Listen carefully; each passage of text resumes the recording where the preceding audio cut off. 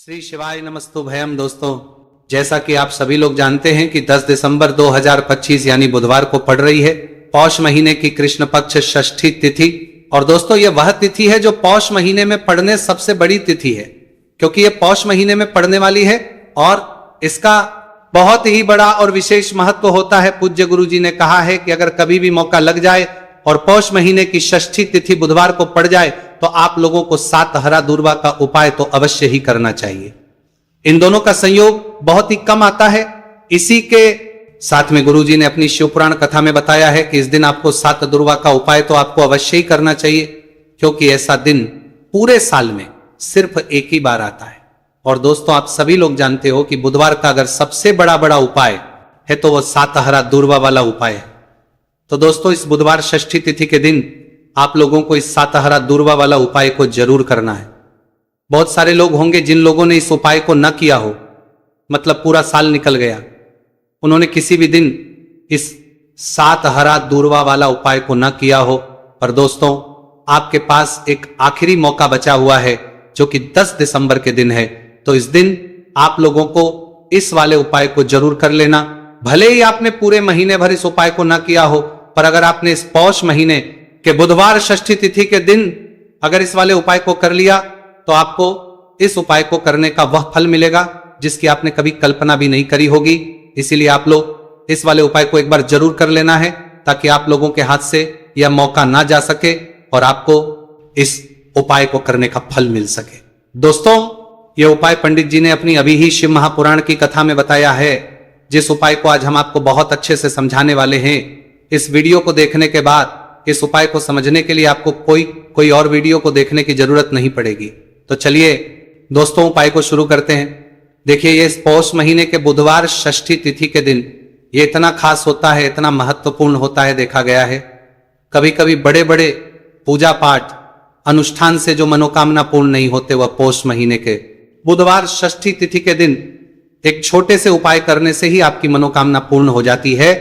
और बहुत सारे लोगों ने इस उपाय को किया भी है और उनको इस उपाय को करने का फल भी जरूर मिला है। अगर आप लोग भी इस उपाय को करना चाहते हैं तो आप इस उपाय को पहले अच्छे से समझ लेना, सुन लेना, उसके बाद करना। आपको इस उपाय का फल जरूरी, और इस उपाय को कर लेने से आपके घर में चाहे किसी भी प्रकार की दुख और समस्या क्यों ना चल रही हो, आपको उसका कारण भी नहीं पता है कि भाई ये समस्या किस कारण से चल रही है, उसका कुछ भी कारण हो सकता है। जैसे इसे पितृदोष हो सकता है या किसी भी तरह का मंगल दोष भी हो सकता है। तो इस दिन आप लोगों को यह वाला उपाय कर लेना है। यह एक ऐसा उपाय है जिस उपाय को अगर किसी विशेष दिन पर किया जाए तो भाई उस विशेष दिन का जो है वो तो मिलता ही मिलता है। पर हमने उस दिन पर इस उपाय को किया है तो हमें उससे भी बड़ा फल मिलता है, और फल बहुत जल्दी मिलता है, क्योंकि आप इस उपाय को बहुत ही बड़े और विशेष दिन पर कर रहे हो। तो चलिए अब उपाय के बारे में बात करते हैं, लेकिन उससे पहले आप लोगों को यह जानना आवश्यक है कि आखिर यह उपाय किस समय करना है, किसको करना है और कैसे करना है। तो चलिए हम आगे आपको वीडियो में एक एक करके बता देते हैं।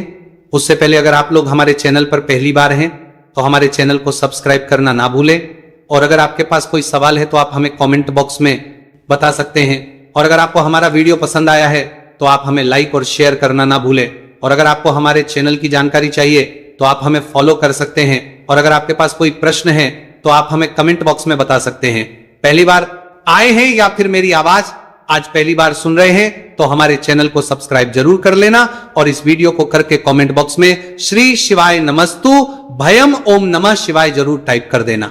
तो दोस्तों, इस 7 दूर्वा वाला उपाय को हमें इस बुधवार षष्ठी तिथि के दिन कैसे करना है, किसको करना है, किस समय करना है और कहां पर करना है, ये सारे सवालों के जवाब आपको इस वीडियो में मिल जाएंगे। और जो ये वीडियो देखेगा भाई उसको 7 हरा दूर्वा वाला उपाय जरूर करना चाहिए, क्योंकि इस दिन 7 दूर्वा का भी बहुत ही बड़ा और विशेष महत्व होता है। और जब बात आ जाए हरा दूर्वा की तो ये सोने पर सुहागा वाली बात हो जाती है, और ये एक बहुत ही बड़ा उपाय हो जाता है इस बुधवार षष्ठी तिथि का। तो अब दोस्तों, इस 7 हरा दूर्वा वाला उपाय को आखिर करना किसको है, सबसे पहले हम लोग वो बात जान लेते हैं। वाली बात हरा दूर्वा वाला उपाय को तो देखो, घर की जो बड़ी माताएं बहनें होती हैं, उन माताओं बहनों में से कोई भी एक बड़ी माता बहन इस वाले उपाय को कर सकती हैं। और दोस्तों, अगर आप चाहें तो अपने घर में से सभी सदस्यों भी इस उपाय को करवा सकते हैं। अगर किसी व्यक्ति की खुद की कोई मनोकामना है, खुद की कोई दुख और परेशानी है जो कि वो अपने लिए ही करना चाहता है, इस वाले उपाय को तो वो खुद अपने लिए भी कर सकता है।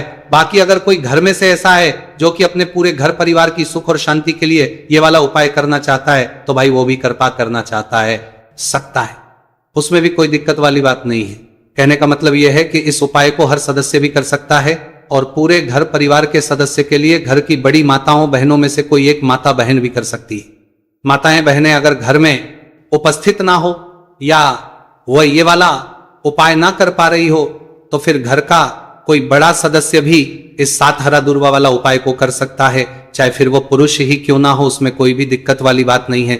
अब दोस्तों जो अगला प्रश्न निकल कर आता है वह ये आता है इसको लेकर कि आखिर इस उपाय को हमें किस समय करना है, सुबह के समय करना है कि शाम के समय करना है। तो देखो, इस वाले उपाय को आप लोग सुबह के समय भी कर सकते हो और शाम के समय प्रदोष काल में भी कर सकते हो। अब अगर आप पूछो कि भाई सबसे उत्तम समय कौन सा रहेगा इस 7 हरा दूर्वा वाला उपाय को करने का, तो हम आपसे बस यही कहेंगे कि इस उपाय को आप सुबह के समय करेंगे तो ज्यादा बेहतर होगा। बाकी अगर प्रदोष काल के समय भी करेंगे तो भी अच्छा होगा, उसमें कोई भी दिक्कत वाली बात नहीं है। तो अब दोस्तों जो अगली सबसे बड़ी और महत्वपूर्ण बात आती है वो ये आती है कि सुबह अगर हम उपाय को करेंगे तो हमें कितने बजे से लेकर कितने बजे तक के बीच में करना है, और शाम के समय प्रदोष काल में करेंगे तो हमें कितने बजे से लेकर कितने बजे के बीच में करना है। तो देखो, सुबह जितनी जल्दी हो सके आप उपाय को करने की कोशिश करना। बाकी अगर कारणवश लेट भी हो जाओ, थोड़ी देर भी हो जाए, तो 10 या 11 बजे तक भी आप उपाय कर लेना, पर 12 बजे से ज्यादा देरी ना हो, ठीक है, इस बात का ध्यान रखना। उसके बाद में दोस्तों अगर शाम के समय प्रदोष काल की बात करें, प्रदोष काल का जो समय है होता है वो शाम के 6 बजे से शुरू हो जाता है। मतलब शाम के 6 बजे से लेकर शाम के 6 बजे से रात के 8 बजे के बीच का जो समय होता है, यह समय प्रदोष काल का समय होता है। तो इस उपाय को 7 या 8 बजे के बीच में भी कर सकते हो। मैं आप कभी भी इस वाले उपाय को कर सकते हो, उसमें कोई भी दिक्कत वाली बात नहीं है। तो पौष का महीना ही है जो आपको धन दौलत पुण्य दोनों ही देने वाला है। पौष के महीने में तुलसी का पूजन करके श्री हरि विष्णु से जुड़े हुए कुछ उपाय करके आप अपने जीवन की निर्धनता, धन से जुड़ी समस्याएं, कर्ज से जुड़ी समस्याओं को हमेशा के लिए दूर कर सकते हैं। ये वही महीना है जिस माह में भगवान विष्णु योग निद्रा से जागते हैं। भगवान विष्णु को तुलसी अति प्रिय है, इसलिए उनकी पूजा में भी विशेष रूप से हम तुलसी का उपयोग करते हैं। और बिना तुलसी दल के, बिना तुलसी मैया के श्री हरि विष्णु की पूजा और उनका भोग दोनों ही अधूरे होते हैं।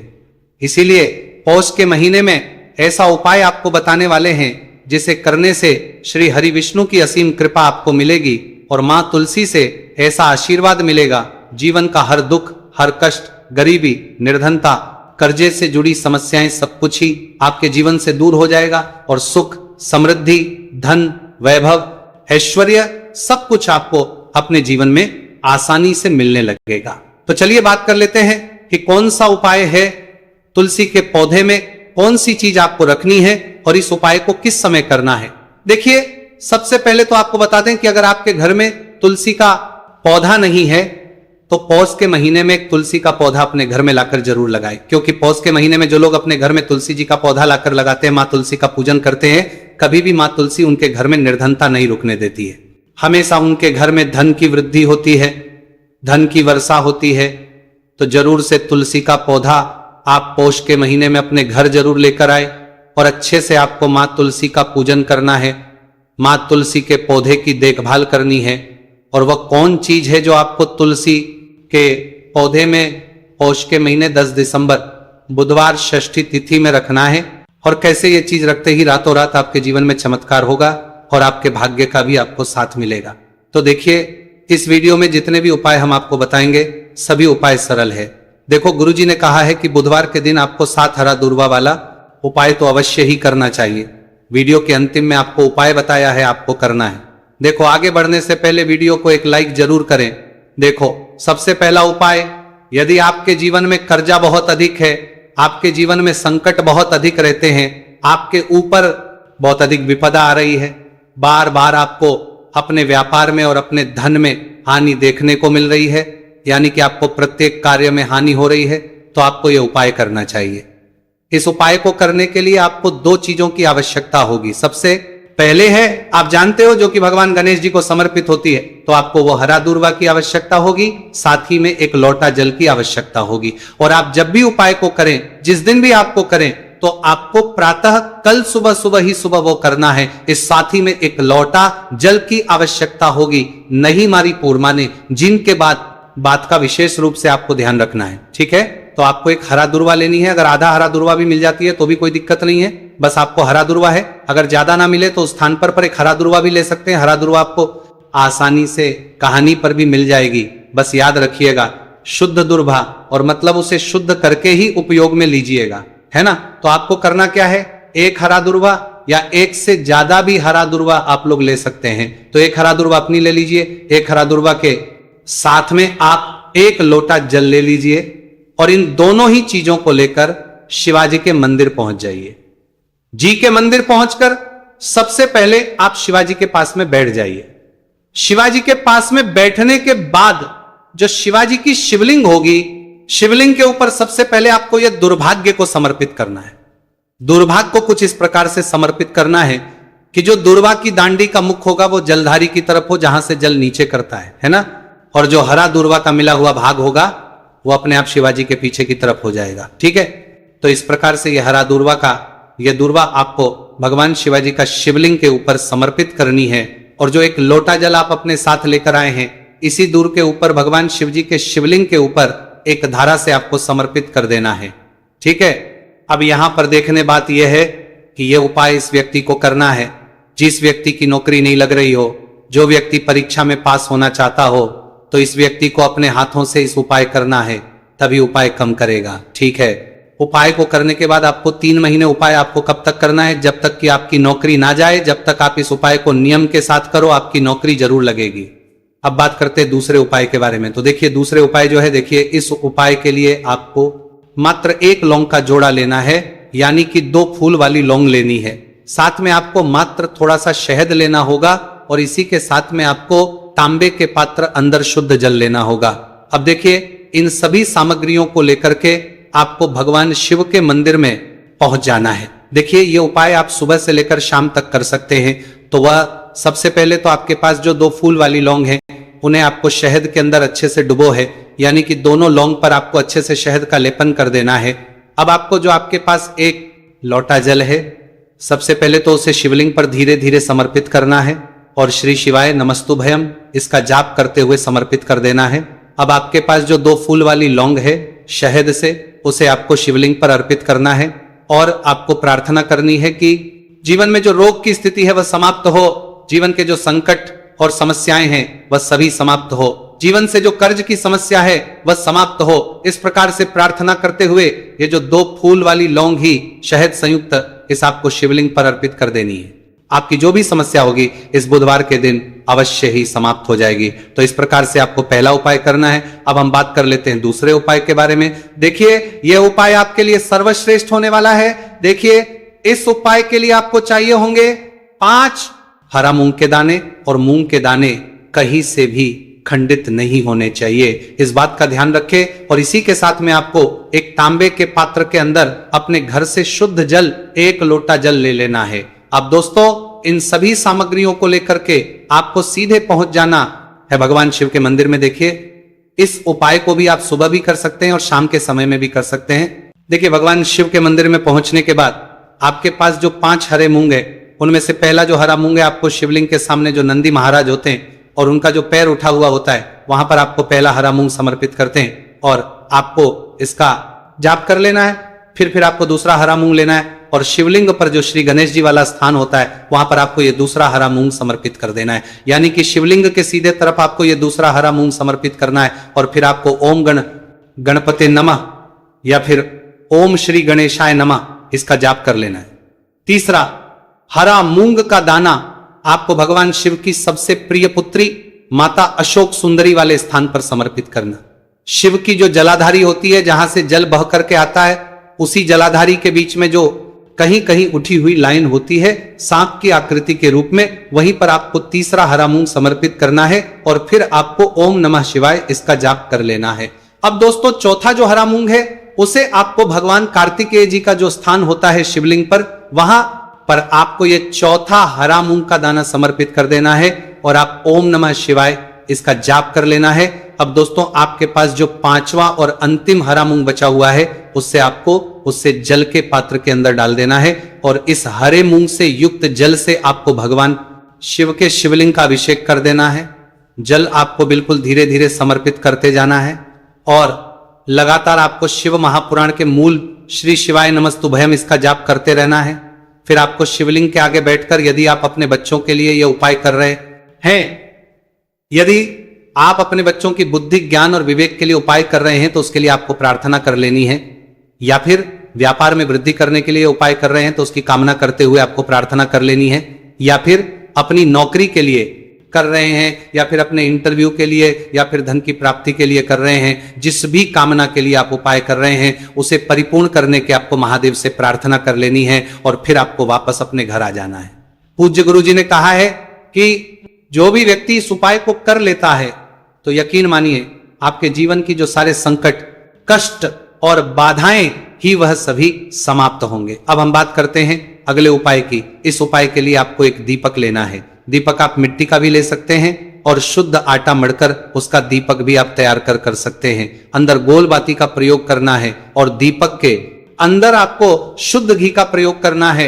इसी के साथ में आपको मात्र एक फूल वाली लौंग लेनी होगी। अब ये एक दीपक और एक फूल वाली लौंग लेकर के सीधा आपको पहुंचना होगा बरगद के वृक्ष के। वहां पर देखिए, सबसे पहले तो आपके पास जो एक फूल वाली लौंग है उससे आपको बरगद के वृक्ष की जड़ में समर्पित करना है। देखिए, अगर आपके जीवन में कोई भी बड़ा संकट आने वाला है, कोई बड़ा कष्ट आने वाला, तो वह इस उपाय के माध्यम से दूर होने वाला है। महादेव की विशेष कृपा रहेगी कि जो भी संकट आपके जीवन में आने वाला होगा वह भी दूर हो जाएगा।